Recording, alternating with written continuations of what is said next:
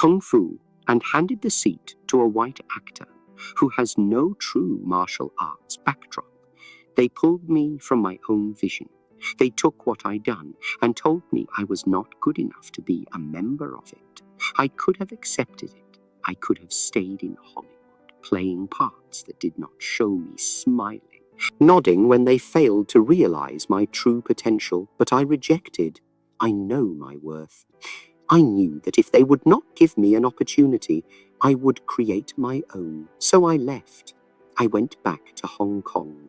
I took command of my own future.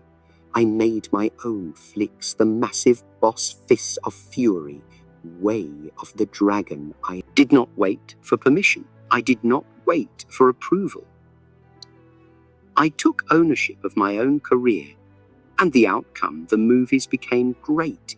Hit individuals over the world saw my films, and suddenly the same Hollywood executives who once scorned me were now calling me back.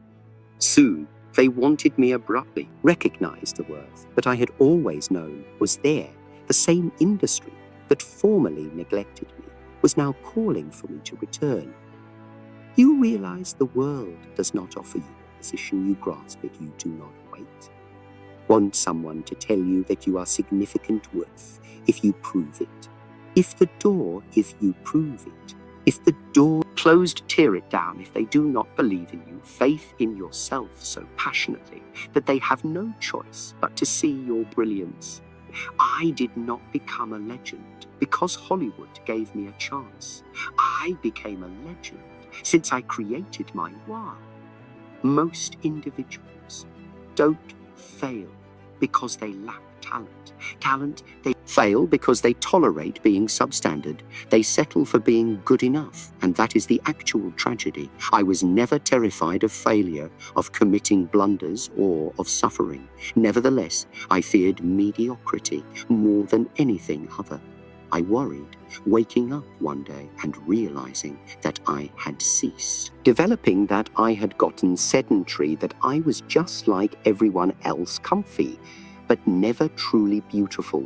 I refused to be like that. I refused to compromise every single day. I pushed myself beyond what I felt was feasible. If I was speedy, I had to be faster. If I was strong, I had to be stronger. If I could do 10 push-ups, I pushed for 20. If I could kick with precision, I trained until I could do it with my eyes closed. I never permitted myself to think that's good enough, since decent enough was never good enough for me. Individuals want to be affluent, but they do not wish to sacrifice for it. They aspire to progress, but they do not desire to confront suffering. Yet development comes from pushing beyond what is comfortable. It comes from exercise, till your muscles ache from practicing an action, until your body refuses to fail. It comes from refusing to quit, even when every part of you wants quit. There were days when my body cried for rest, when I felt like I couldn't keep going, but I reminded myself, if I stop evolving, I start death. If I settle with where I am today, I will never attain where I want to be future. Life is continually going ahead, because if you are not progressing, you are falling behind. Success does not come to those who wait. It comes to those who chase it relentlessly, who refuse to settle, who desire more from themselves every single day. That is the attitude set that distinguishes legends from the others. And I never wanted to be average. I wanted to be the best. Many people dream, but so few taking action. They discuss about what they desire to accomplish, what they wish to acquire, what they will accomplish one day.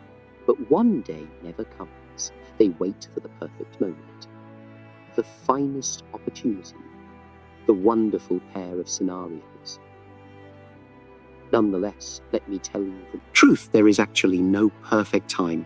It is only now. I have seen numerous individuals with incredible talent, bright ideas, and big dreams, but they never start. They keep making excuses. I'll do it when I have more time. I'll do it when I'm ready. I'll do it when I'm ready.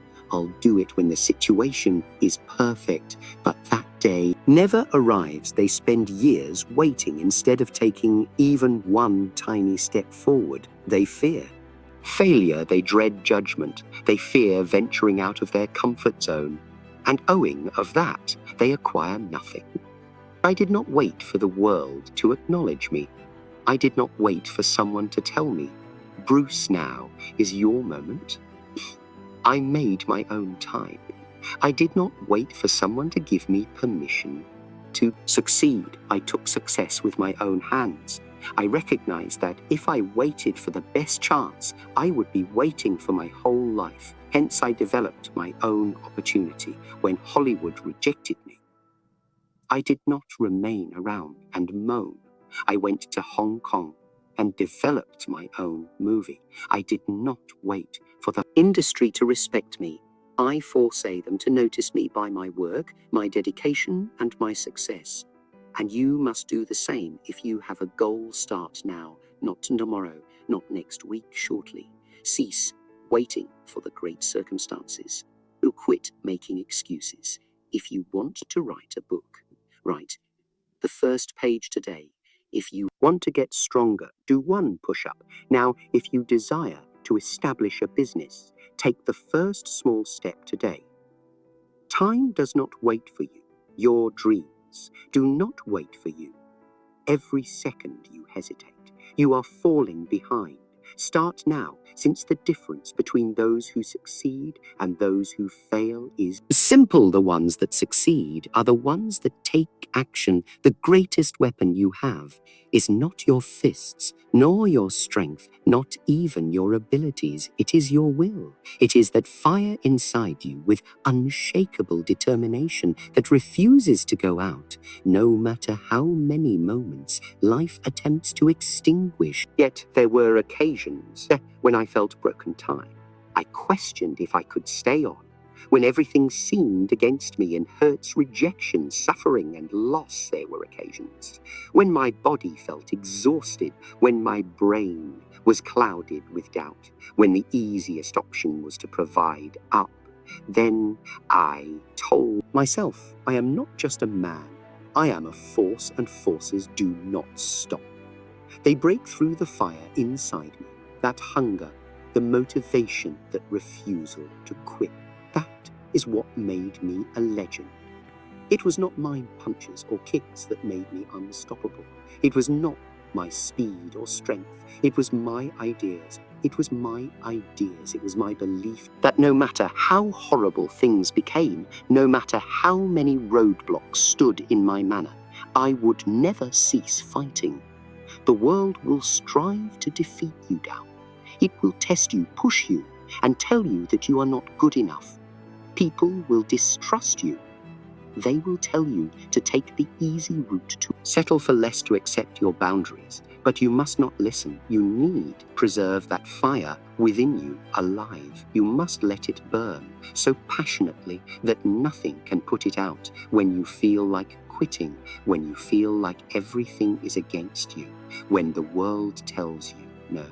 Press ahead, the hardest. That is when you must tell myself, I will not destroy. I will not stop. I will not accept defeat. Because true strength does not come from the body. It comes from the spirit. It originates from the will to keep going. When everything tells you to stop, it derives from the resolve to never give up, no matter how many times you fall. You want to know what distinguishes the ordinary from the amazing. It's fire, the fire inside you, the one that refuses to be extinguished, the one something stays flaming, even after the glow tries to put it out. That fire is what made me who I am, and that fire is what will make you unstoppable. I was never merely a fighter. I was a student of martial arts, of life, of the mind.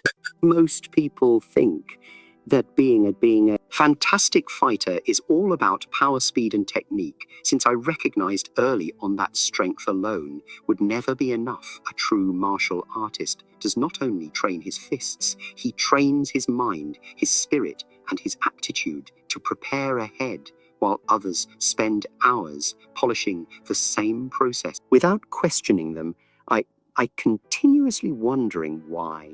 How can this be better? Is this indeed the most effective approach? I refuse to restrict myself to one manner of thinking. I read approximately 500 books on philosophy, psychology, strategy, and even poetry. Because to win a war, you must first understand yourself, your opponent, and the world around you. Battling is not merely about flinging punches or kicking harder. It is about anticipating adaptability and mental discipline. The mind must be faster than the body. A person who fully relies on physical strength will eventually be conquered by someone who is more intelligent, more strategic, and more flexible. People regularly ask me, Bruce, what is your style? And I tell them I have no style. Styles are like stiff cages. They trap you in a specific way of thinking. Traditional martial arts frequently focus on memorizing skills, frequently moves without contemplating their efficacy. Yet, I did not believe in following blindly. I took what was useful, discarded what was unneeded, and developed my own route. This is what made me different. What made me unstoppable? I refused to be constrained by obsolete techniques of ideas. I believed in freedom of movement, freedom of thought, and the capacity to adapt to any situation. This was not merely my attitude to rejecting. It was my approach to life. Stay open. Keep learning and never be scared to evolve. That is the mentality. Things made me who I am. When I was 18 years old, I left all I knew behind in Hong Kong and migrated to the United States. I had simply $100 in my wallet. No promises, no safety net, no one to depend on. It was simply me, my dreams, and the willingness to struggle for a brighter future. Some individuals would have been afraid, but I took this as an opportunity to grow, to strive myself, to improve my future with my own hands. I grabbed any employment I could find to survive. I scrubbed dishes in a restaurant, standing for prolonged hours, was scrubbing plates until my hands were, since the money was limited.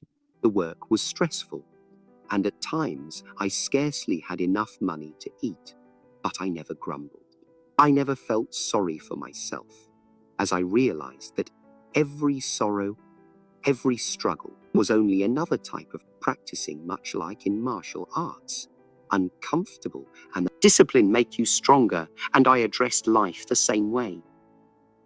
Every task was a test of my endurance, my patience, and my capacity to keep growing onward. Yet, life was not done testing me. Even after all my sacrifices, I faced rejection after rejection. I wanted to promote martial arts to America, to share my skills, yet the doors did not open immediately. Everyone questioned me. They misunderstood me. They said, an Asian man could never be a prominent actor in Hollywood. They told me my accent was too feeble. Like my style didn't suit the American audience. They wanted me to play characters, the weakling, who never triumphs. Still, I declined. I did not ask for a chance. I constructed my own. I started teaching martial arts, training learners who would go on to become some of the greatest fighters and actors in Hollywood.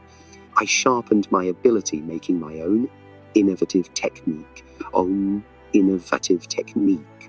battle, Jeet Kune Do. And when Hollywood spurned me, I went Hong Kong, and developed my own film, displaying to the world that I was more than merely a side character. You see, life does not hand you success. It does not giving you what you want merely because you think about it. You have to work for it, fight for it, and push through every obstacle. I made every rejection into fuel, every defeat into motivation, because I knew one thing for certain: the world does not decide who you are. Because in 1970, I suffered a terrible back injury that could have ended everything I had fought for. It wasn't merely a modest setback. It was a life-changing blow. The doctors looked at me and stated the words no fighter ever wants to hear. You may never fight again.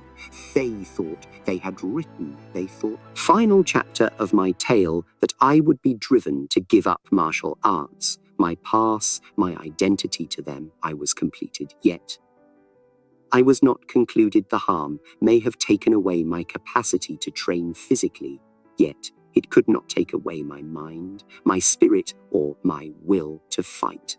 I could not stand for long. I could not practice my kicks or punches, but I could think, learn, and create. So I resorted to writing. I poured all my knowledge, all my philosophy, all my grasp of martial arts into what would become one of the finest notable books ever created in martial arts history, The Toa of Jeet Kune Do. You see, grief either break you or grow you. Most individuals allow setbacks destroy them. They give up when things got difficult. But I refused to let my injuries define myself. If I could not train my physique, I would train my thinking. If I could not fight with my fists, I would fight with my thoughts, my ideas, my creativity. I would continue to grow. Even from a hospital bed, people believe in borders.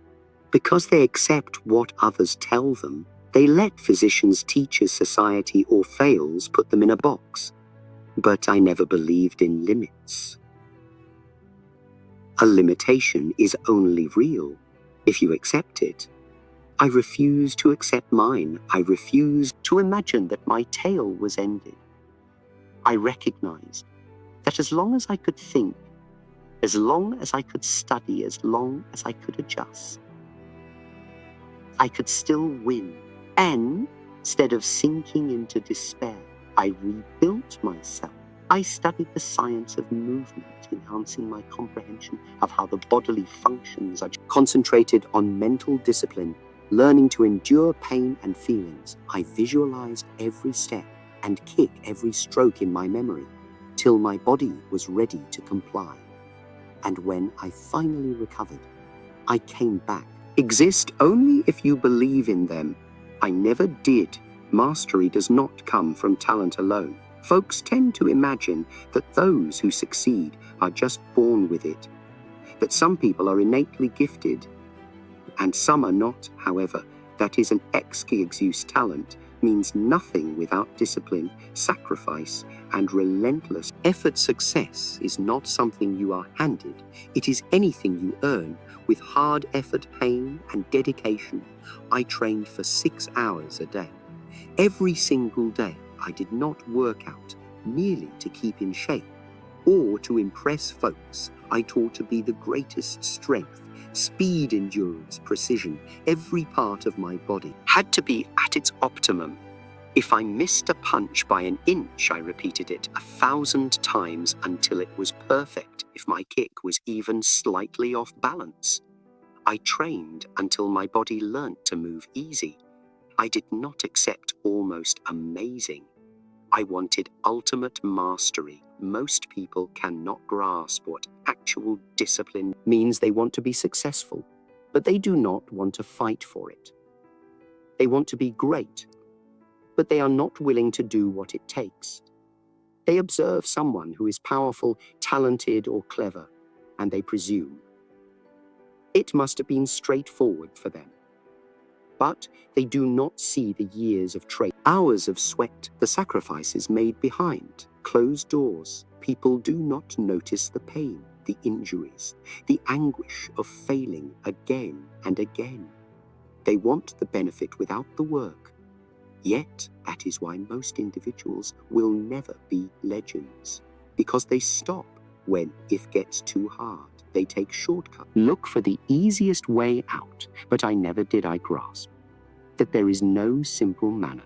If you want something wonderful, you must be prepared to suffer for it. You must be prepared to put in the hours that no one other will. Must push through hardship, exhaustion, and failure, and still keep going. Success is not for those who desire it. It is for those who demand it. Fight for it, who refuse to stop till they have it. That is the price of mastery, and I was willing to pay it. Hollywood stared at me, but said I wasn't marketable. They notified me that an Asian man could never be a prominent star.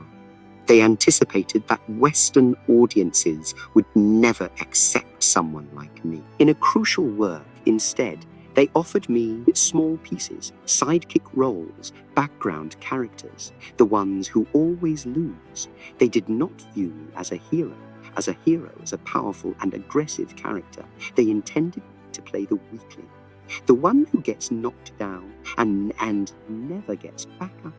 But the worst half, they stole my concepts. I had developed a concept for a TV series called The Warrior, a tale about a proficient martial artist going through America. I was going to star in it, but instead of allowing me the chance, they stole my concept, adjusted the name,